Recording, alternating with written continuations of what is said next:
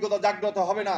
আপনারা শুধুমাত্র এই আল্লাহ এবং আল্লাহ রাসূলের এই অবস্থানের কারণে আজকে আপনাদের কাছে এখানে মানুষ যায়। তা নাহলে আমাদের যে বিভিন্ন মুফতি সাহেবরা বলছেন, বিভিন্ন ধরনের কথা বলেছেন, আমি এভাবে না বলে আমরা মনে করি যে আমাদের যা যতটুকু সামর্থ্য আছে এ নিয়ে আমাদের এই ফিলিস্তিনি ভাইদের পাশে দাঁড়ানো দরকার। এটা আমাদের নৈতিক দায়িত্ব, আমাদের প্রতিবাদ করতে হবে। যদি কারো সামর্থ্য থাকে আপনারা যাবেন ফিলিস্তিন গিয়ে সেখানে যুদ্ধে অংশ নেন, কারণ প্রত্যেকটা মুসলমান যেখানে থাকুক দুনিয়ার প্রত্যেকটা মুসলমান ভাই এবং একই শরীরের অংশ। এই একই শরীরের অংশ মনে করে আমাদেরকে তাদের পাশে দাঁড়াতে হবে।